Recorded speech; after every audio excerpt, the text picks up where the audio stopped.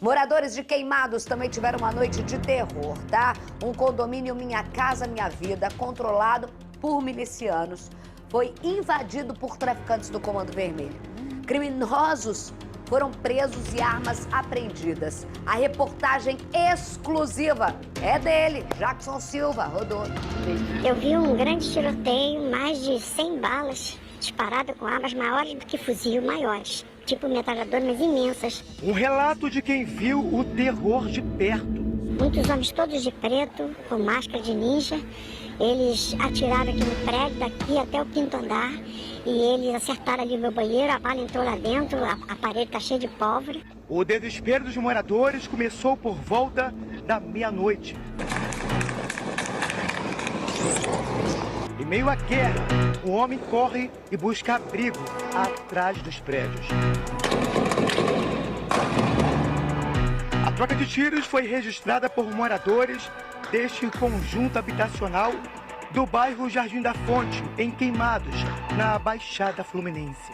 Áudios também foram gravados, dão a dimensão do intenso confronto.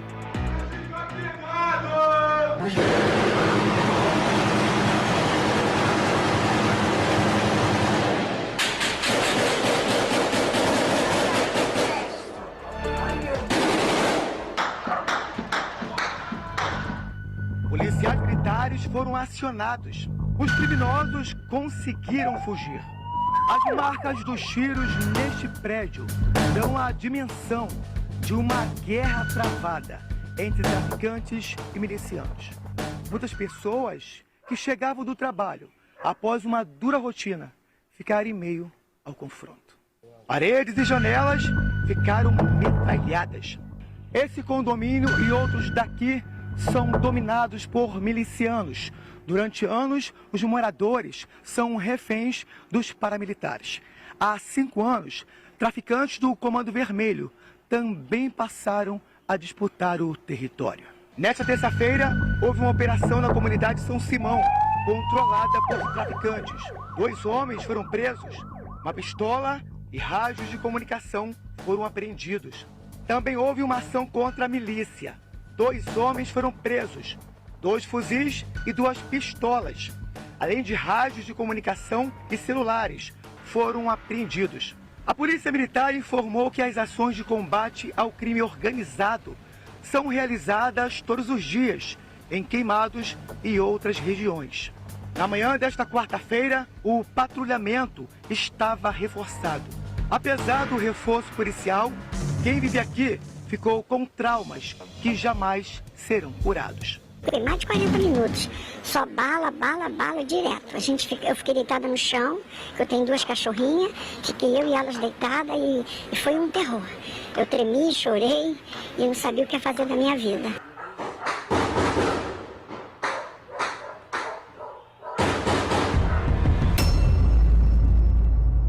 São anos cobrindo o Rio de Janeiro.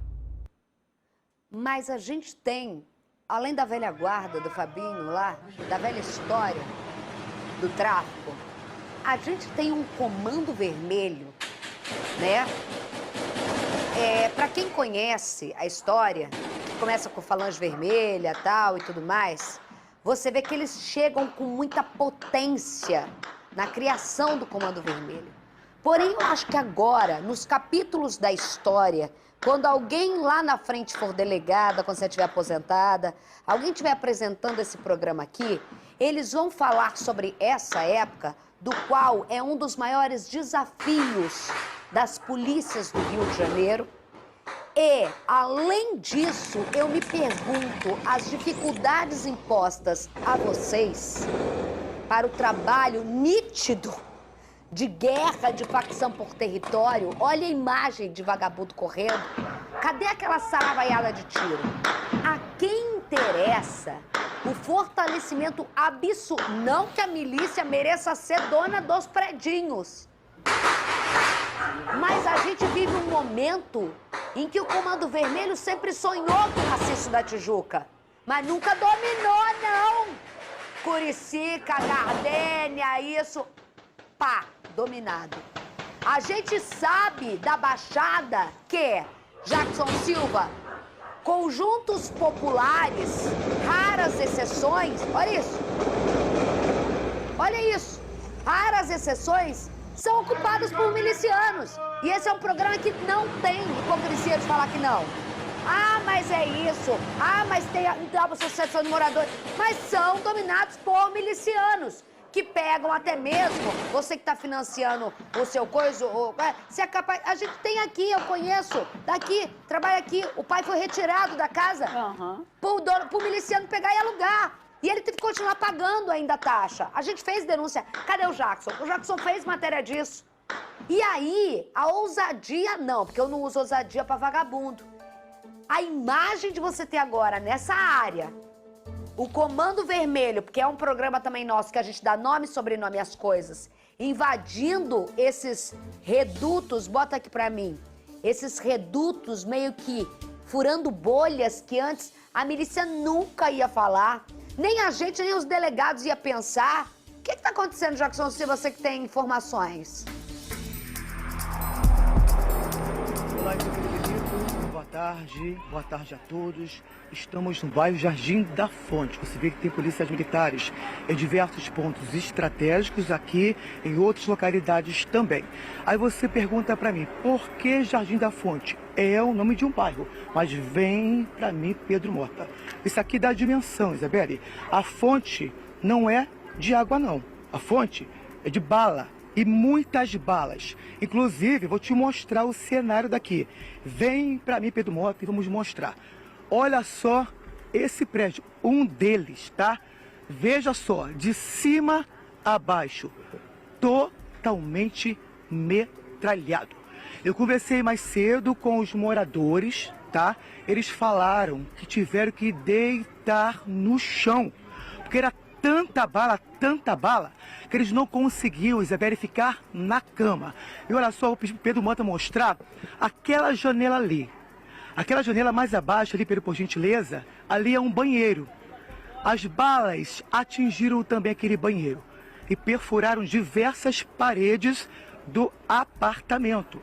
A moradora ficou em pânico. Agora, algo que chamou muita atenção, essa tubulação de gás. Você imagina só, em meio à troca de tiros, imagina só se uma das balas pegasse naquela tubulação de gás.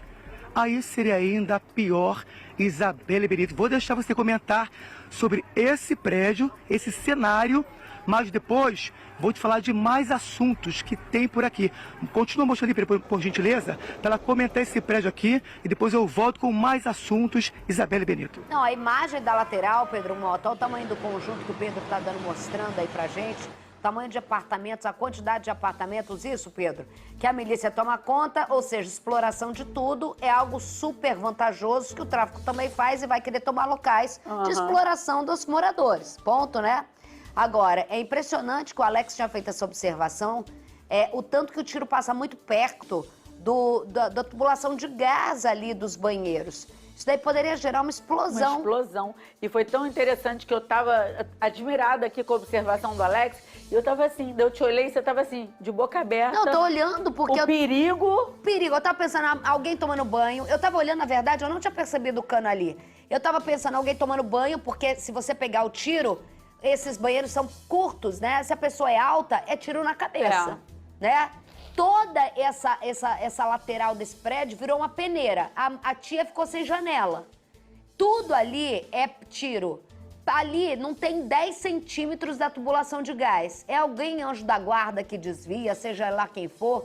Mas assim, você tem um potencial ofensivo dessas disputas de tiro para todos os lados, que você fica pensando, meu Deus do céu, se a gente acabou de falar com a dona, com a que falou do celular lá. Marina. Dona Marina, que toma remédio para dormir e tem medo, você imagina o que é morar num local como esse após uma tentativa de invasão como essa? Um local que foi feito para as pessoas menos abastadas. Que é o Minha Casa Minha Vida. Ter um lugar teriam dignidade. Dignidade. Aí vem a milícia e já explora. E agora vem o tráfico e faz um verdadeiro terror na vida dessas pessoas. Inclusive, Jackson Silva tem mais informações. O que aconteceu com Minha Casa Minha Vida da Zona Oeste, que foi denunciado no SBT Rio. Isso lá no começo de 2012, 2011. Fala, Jackson. Isabelle, só contando então a história dos moradores daqui, confirmando o que a doutora Mônica acabou de falar, tá? Eram moradores que viviam em uma área muito debilitada, área bem pobre, tá, Isabelle? Perto de rios. As casas enchiam. Então vieram para cá pensando eles que iam ter paz. Mas infelizmente não é o que acontece. Cuidado aqui, tá, Pedro Mota, por gentileza.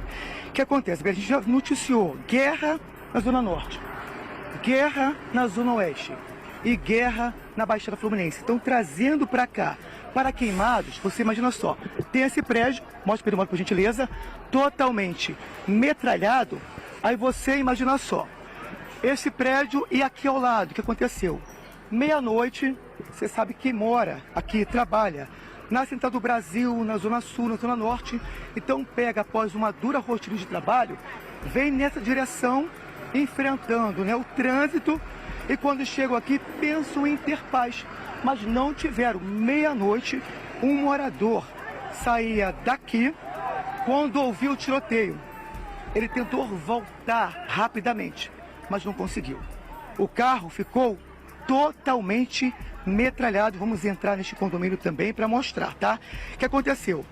Ele conseguiu seguir nessa direção, mostra Pedro Mota, por gentileza. O carro ficou totalmente metralhado. Há informações de que esse suposto morador, né, foi baleado, conhecido como Marlon, e teria sido socorrido em um hospital da região. Então, só lembrando, Isabelle, são pessoas, moradores daqui, que viviam em casas extremamente pobres, em lugar pobre, onde as casas enchiam quando tinha um temporal. Vieram para cá, na tentativa de ter paz. Mas a paz por aqui ainda não chegou, Isabelle Benito. No asfalto, se o Pedro Mota vê, para baixo, Pedro, você tá pisando em cima, tem as marcas do pneu do carro, desse possível morador que foi baleado, e que muitas vezes tem as marcas do carro aí, ó. Aí, ó. O desespero, ele deve ter sido baleado, ele entra, invade ali pra fugir, ó. No desespero, imagina no pipoco esse todo. E hoje a criançada tem que voltar e continuar a vida e a escola. Gente, que situação. Valeu, Jackson Silva, Pedro Mota, ao vivo pra gente, fazendo a reportagem do local onde ela acontece.